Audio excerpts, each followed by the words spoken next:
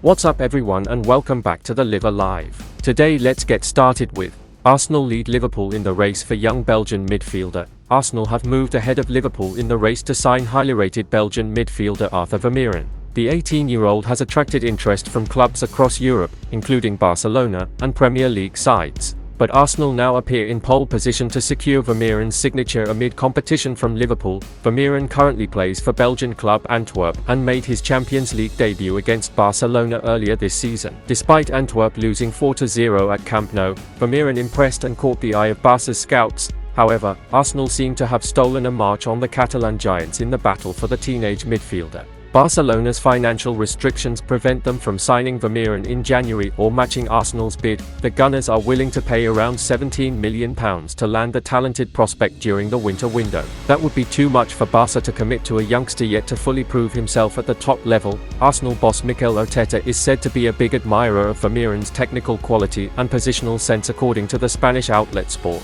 Via Express, had tipped Liverpool Echo, Arteta believes the 18-year-old Belgian would complement Declan Rice in the Gunners' midfield. Liverpool were named among several other Premier League sides monitoring Vermeeren, including Manchester United and West Ham. But Arsenal have moved decisively to make themselves frontrunners to finalise a January deal for the highly rated teenager. Vermeeren played a key role as Antwerp won the Belgian title last season, despite his tender age.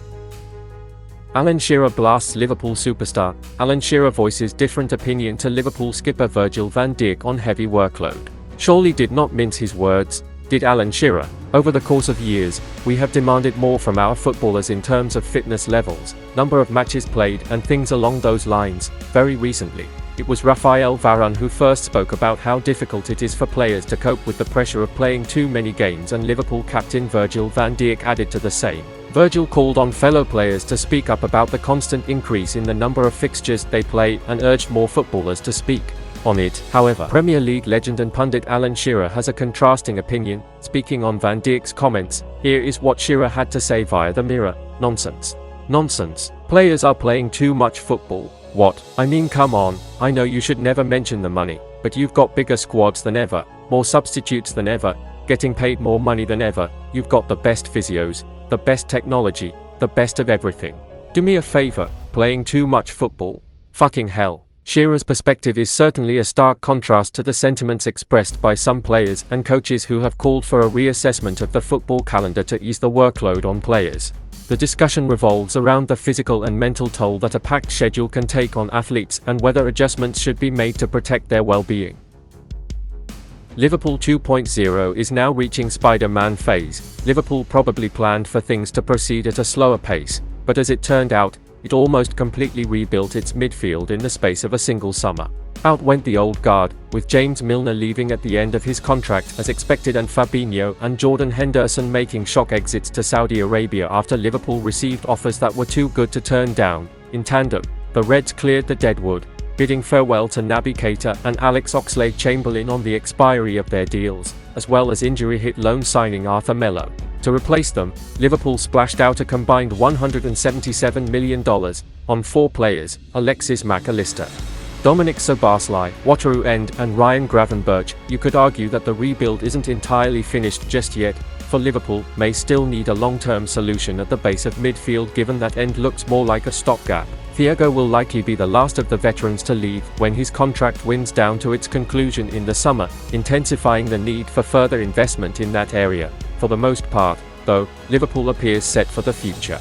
Even when you include Thiago and End in the calculation, the average age of its 8 midfielders stands at just 23.6. We may not have realised it at the time, but this was actually the second phase in the construction of what Klopp has repeatedly called a Liverpool 2. The Reds had already rebuilt their attack, just more slowly and quietly. Now, then, Liverpool is ready to move on to phase 3 of the project, much like the Marvel Cinematic Universe in 2016 when it first introduced Tom Holland's Spider-Man and Chadwick Boseman's Black Panther. This time around, the focus is the defense. Virgil van Dijk is still unquestionably Liverpool's leader at the back, and indeed, its leader more generally after taking the armband from Henderson, but he's now 32 years old and, intriguingly, is out of contract in just over 18 months. Joel Matip, meanwhile, has started the last 6 Premier League games, but you still get the sense that free agency looms for the Cameroonian in the summer. Then there's Joe Gomez. It can't be ruled out that he may push to leave at some point, with a first-choice berth at Anfield having proved mostly elusive in a spell entering its 9th year, although he will feel he can finally claim that status soon. Time will tell. The only centre-back with a definitive role in the Reds' future is Ibrahima Konate. Signed for $44 million in 2021 and poised to be the main man in the back line once Van Dijk moves on, having become world-class in his own right. In short, Liverpool could feasibly lose 3 of its 4 centre-backs in the next couple of years, and all of them would need replacing. It remains to be seen whether the impressive 20-year-old Jarell Quansah offers an internal solution, but either way, you would expect the club's forward planning to ramp up next year with the recruitment of a young, high-potential Matip replacement.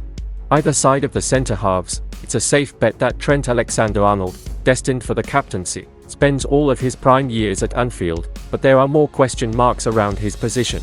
He could potentially move into midfield full-time at some point, which would force the club to buy another right-back. On the left, Liverpool has just handed an extension to Kostas Tsimikas, but it will need a refresh before too long, because both he and Andy Robertson, 27 and 29 respectively, are nearing the end of their likely primes. So far, Liverpool's rebuild has been a success, hence its strong start to the new season. The Reds entered the international break in 4th place, just 3 points off the top, but if they want to be consistently competing for titles, they still have an important task left to accomplish. They need their Spider-Man.